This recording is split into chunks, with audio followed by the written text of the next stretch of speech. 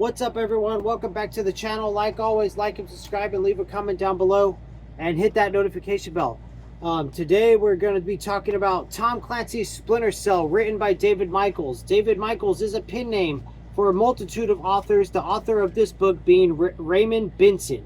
So that was a lot to say. I looked for who did the cover art. I didn't Google it, so I'm not too sure.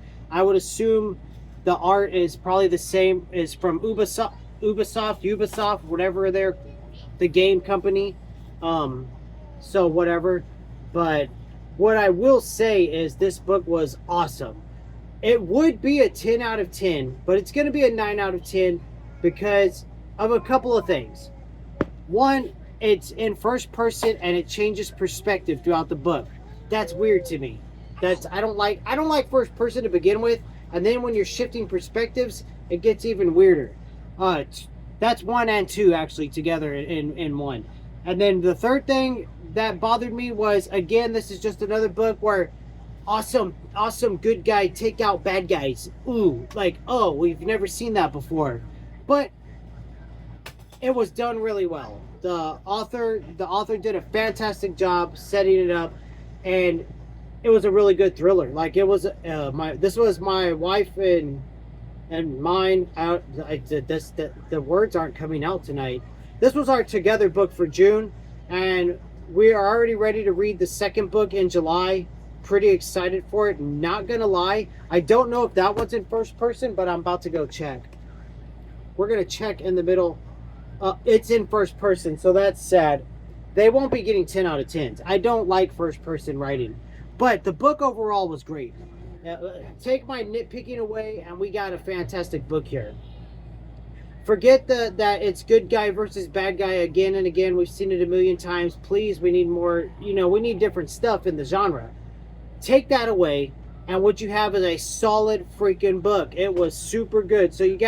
So if you don't know what Splinter Cell is, first off, it's based off of an old video game. I believe it came out for PlayStation 1 back in the day.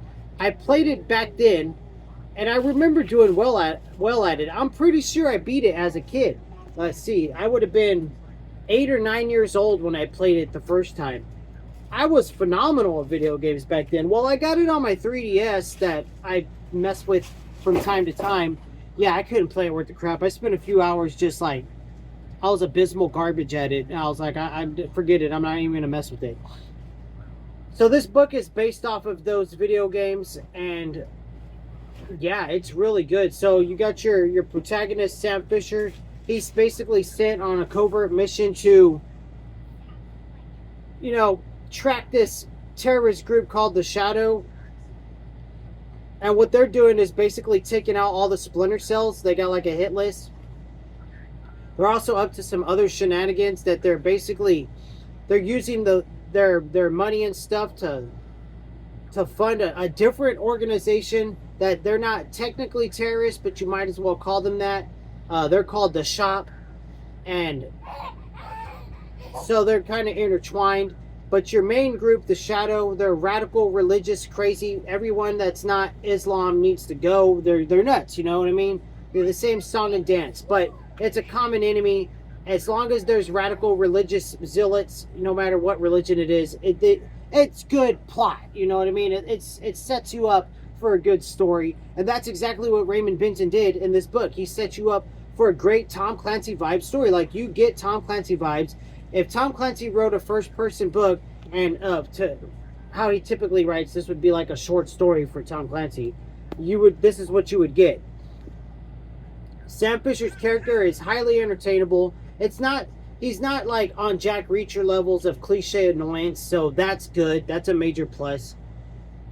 And he messes up a lot along the way throughout the book. He messes up quite a bit, so that's also good. He's not like some god among men type of warrior guy. So you're following Sam Fisher as he's navigating this, and he's looking for basically who are these leaders of this mysterious leader of this terrorist group called the Shadow. And along the way, he finds out that they're building this super mega weapon, the mother of all bombs, and they're about to try to blow up Baghdad. And then they switch it, and they're gonna blow up all of Jerusalem, the holy city of the world. They're gonna, take it out. And he's like, holy crap, because while all this is going on, his daughter has been kidnapped in Israel as well.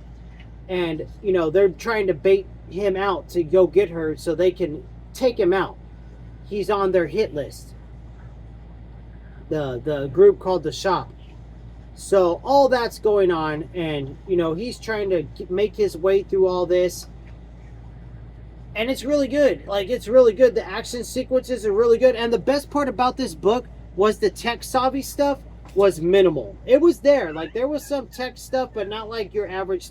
Like, if Tom Clancy would have wrote this, we would have had an extra 200 pages because he would have spent all that time explaining every single little weapon and gadget that was being used down to the screw specs. You know what I mean? Which is fine and dandy. I love that. I appreciate it. I try to implement minute amounts of that in my own writing, but I was happy, I know my wife was happy when she read it, that was missing from this book, and it made it better. This book needed to be a 400-page book, which it was. It read fast, it was great, and I could have smoked through it in one day, but I've been playing NCAA football on the PlayStation 2, so, you know, I've been putting off reading a little bit, not crazy amounts, but I smoked through this book in 2 days. 200 pages yesterday, 200 pages tonight on the night of recording this, which is June 17th. My 7th book done for the month, 7th or 8th. I'm a little bit behind schedule, but I'm okay with it. And I had a great time with it. The book was awesome. Like I said, it was a phenomenal freaking read. And I can't wait to read the second one. And I already know in our August TBR, we're going to read 2 of them. Because we want to finish the series so we can watch the Netflix series that... I'm not certain Google's correct on the answering, but it says it follows the games. These books are based off the games, so I'm assuming one could read the books and have a good, you know who Sam Fisher is, and he's not like, I know he's a main character in the series, but we only watched 1 episode, and he wasn't in it as much as the new character is that comes in that show. So that's one of the reasons why we're reading it.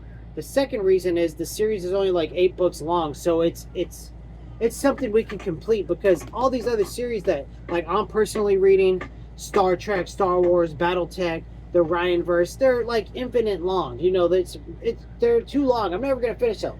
Like, I might finish Ryanverse, but I'm never gonna finish Star Wars and Star Trek. Star Trek has like 1,500 books. I'm never gonna finish it. BattleTech has like 136, and yeah, there's no way unless I dedicate entire months to those books. There's no way. But speaking of Star Trek, I do have Star Trek Inception coming up. I've really been wanting to read some TOS.